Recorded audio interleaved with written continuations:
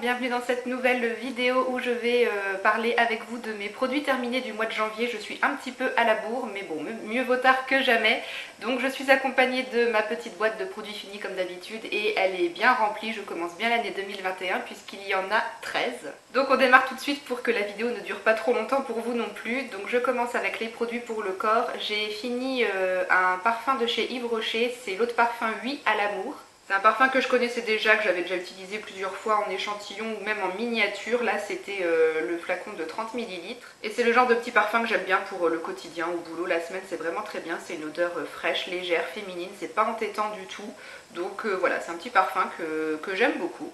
Autre parfum, mais un échantillon, c'est l'eau de toilette Miss Dior Blooming Bouquet, donc de chez Dior. C'est un parfum que je connaissais pas. Et un peu comme celui d'Yves Rocher, c'est une odeur qui est, je trouve, assez fraîche, féminine, c'est léger, c'est fleuri, c'est pas entêtant. Donc j'ai bien aimé aussi, c'était une petite découverte très sympa. Bon, j'irai pas de moi-même le racheter parce que c'est pas dans mes habitudes de m'offrir du parfum de luxe, mais ouais, belle découverte, c'est une petite eau de toilette très sympa. Ensuite, un produit que j'avais reçu dans une Beautiful Box, c'est un gommage pour le corps de la marque Baïja et c'est celui de la gamme Vertige Solaire qui est à base de tubéreuse et de bergamote.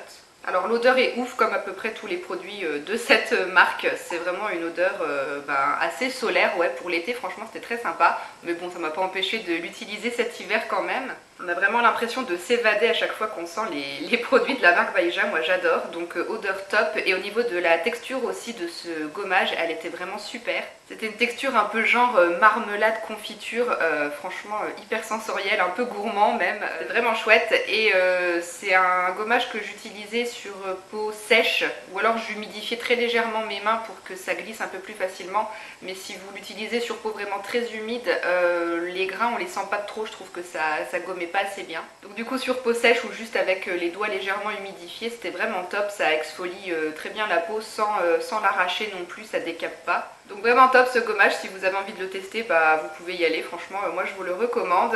J'ai pas besoin de racheter pour l'instant parce que j'ai plusieurs autres produits en stock, mais si un jour j'arrive à écouler mon stock de gommage, c'est pas impossible que je me redirige vers celui-là parce qu'il est vraiment très sympa.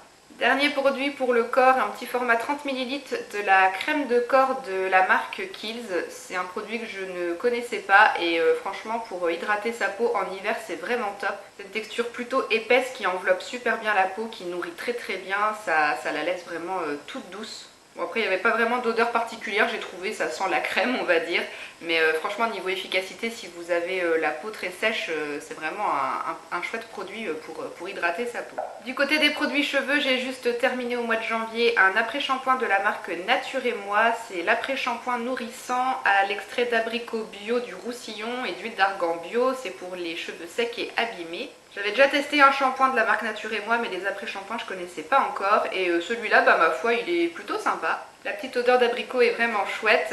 Après c'est un après-shampoing qui fait le boulot, il démêle bien les cheveux, ça adoucissait un petit peu mes longueurs, donc voilà, le travail était fait. On va dire que par rapport à d'autres après-shampoings plus conventionnels avec des compositions un peu moins jolies, j'ai pas vraiment vu de différence, donc voilà, pour moi ça fait le boulot. Le gros plus c'est juste que la composition est bien plus intéressante. Donc du coup c'est un produit que je pourrais éventuellement racheter si je retombe dessus en promo dans les grandes surfaces. Moi j'achète toujours ce genre de produit quand il y a des promos, donc si je retombe dessus éventuellement, pourquoi pas. Alors on passe aux choses sérieuses avec les soins pour le visage, c'est l'hécatombe. Là je suis en train de terminer tous mes produits visage qui étaient entamés depuis pas mal de temps, donc c'est bien, je renouvelle un peu ma routine, mais bon du coup ça fait beaucoup de produits terminés en même temps. Alors on commence avec l'eau micellaire purifiante de la marque Kae. Je l'avais acheté sur Beauté Privée pour 7 ou 8 euros, mais le prix normal de ce produit je crois que c'est pas loin de 20 euros, donc c'est quand même pas donné. Bon après ça m'a quand même duré un an. Donc c'est tout simplement une eau micellaire que j'utilisais le matin pour nettoyer mon visage et ôter les petites impuretés de la nuit. Donc pour ce boulot là c'était bien. Ça a nettoyé ma peau en douceur, elle n'a jamais fait de réaction particulière avec ce produit. Ça laissait pas de fini bizarre sur la peau non plus, sachant que moi je la rinçais pas. C'est un produit certifié COCERT avec une bonne composition, donc ouais franchement une petite eau micellaire très sympa qui fait le boulot. Après j'ai pas trouvé qu'il y avait d'odeur vraiment particulière, mais voilà, le travail est fait, la composition est bonne, et pour le prix où je l'avais payé sur Beauté Privée, du coup c'est un bon rapport qualité-prix. Du coup si jamais je retombe dessus à moindre coût sur Beauté Privée puis que j'ai besoin de racheter une eau micellaire à ce moment là, je pourrais facilement la reprendre. Ensuite, une crème que j'ai utilisée en crème de jour et que j'avais reçue dans une Beautiful Box, c'est la gelée éclat apaisante de la marque Cadalis. C'est une crème pour tout type de peau qui est censée équilibrer, hydrater. Pour moi qui ai la peau à tendance grasse, l'hydratation était bien. Ça suffisait amplement pour ma peau pour la journée. Je ne sais plus si je l'ai dit, je crois que oui, mais je l'ai utilisée en crème de jour. J'ai pas rencontré de soucis pour maquiller mon teint après, ça faisait pas pelucher les produits pour le teint ou quoi, en sachant que moi je laisse toujours s'écouler entre 20 et 30 minutes entre le moment où je mets mes crèmes et le moment où je commence à me maquiller. La texture de la crème était très fluide, ça s'étalait assez facilement sur le visage, j'avais pas besoin d'en prélever beaucoup. Mais après pour la promesse qui dit que ça équilibre la peau, moi j'ai pas vraiment trouvé, il n'y avait pas vraiment d'action matifiante on va dire, et je trouvais quand même que je rebrillais assez vite au cours de la journée. Donc du coup c'est pas une crème que j'irai racheter de moi-même, sachant que je crois que le prix est quand même pas donné. La marque Cadalis, c'est des bons produits avec des super bonnes compositions encore une fois, mais c'est quand même pas donné, donc non, c'est pas une crème que je rachèterai. Autre produit reçu dans une Beautiful Box, c'est le gel soyeux de la marque Olive. Donc c'est un gel nettoyant, alors ils disent démaquille, nettoie, purifie. Et du coup moi j'ai utilisé ce produit pour nettoyer ma peau le soir sous la douche en deuxième étape après avoir utilisé une huile démaquillante. Je mettais un peu de ce gel sur une éponge konjac et puis je nettoyais mon visage avec ce duo de produits. Et c'est un gel nettoyant qui fait très bien son boulot, ça nettoie la peau vraiment en douceur. Après la douche, j'avais pas de sensation de tiraillement ou de peau décapée. Voilà, le boulot est fait, mais après franchement il n'y avait pas du tout de sensorialité avec ce produit. C'est une texture gel qui était assez liquide et complètement transparente, et j'ai pas trouvé qu'il y avait d'odeur particulière. Donc voilà, on va dire que c'est un bon basique avec une très bonne composition, mais pas vraiment de plaisir à l'utilisation. Et autre petit point négatif, c'est au niveau du packaging qui n'était pas de super qualité. Dès le départ, en fait, au bout de 3-4 utilisations, quand j'ai voulu revisser le bouchon, j'ai tourné vraiment trop fort. Et en fait, le goulot là, ça s'est cassé. Donc du coup, je ne pouvais plus visser le produit. Donc il était posé en équilibre comme ça dans ma douche. C'était pas top. Donc voilà pour ce produit que j'ai bien aimé utiliser quand même. Mais voilà, je n'irai pas de moi-même le racheter. Toujours un produit reçu dans une Beautiful Box. J'en ai fini 4 ce mois-ci. Donc c'est cool, je suis contente. Là, c'est un soin visage nuit de la marque Execo. Donc du coup, un produit que j'ai utilisé en crème de nuit. C'est une crème qui est dite nourrissante et apaisante et elle contient de la lavande et du beurre de karité. Donc nourrissante, oui clairement c'est pas du tout une crème que j'aurais pu utiliser le matin. De toute façon bon, c'est une crème de nuit, mais la texture était vraiment assez épaisse et assez riche, et franchement moi j'en prélevais pas beaucoup parce que ça restait un peu en surface de ma peau je trouvais. Pour ma peau grasse elle mettait quand même un petit peu de temps à pénétrer, donc bon le soir voilà c'est pas dérangeant. Après voilà ça nourrissait, ça hydratait bien la peau, mais sans non plus avoir des résultats de ouf le lendemain matin. Je trouvais pas de trucs particuliers sur ma peau. J'ai déjà utilisé d'autres soins pour la nuit qui vraiment me donnaient des beaux effets sur la peau, où je sentais vraiment que ma peau le lendemain était plus repulpée, plus lumineuse. Là avec ce produit, bon c'était pas le cas. Au niveau de l'odeur, rien de particulier non plus, enfin ça m'a fait ni chaud ni froid, donc bon c'est un produit que j'ai utilisé mais sans réel plaisir on va dire, c'est un peu comme le gel nettoyant. Donc voilà, je suis contente de l'avoir fini et je la rachèterai pas. Ensuite, un soin contour des yeux, c'est le soin contour des yeux raffermissant et lissant de la marque Florence Nature que j'avais acheté sur Beauté Privée. Donc encore une fois un produit avec une bonne composition. C'est la première fois que je le testais celui-là, je ne le connaissais pas encore. Je l'ai utilisé le soir. Et puis j'ai trouvé qu'il faisait vraiment bien son boulot pour hydrater le contour des yeux. C'est une texture qui était assez épaisse quand même. J'avoue que j'avais un peu de mal parfois à l'étaler, ça glissait pas assez sur le contour de l'œil. C'est vrai que moi pour ce genre de produit j'aime bien les textures un peu fluides qui glissent toutes seules. Là il fallait un petit peu insister.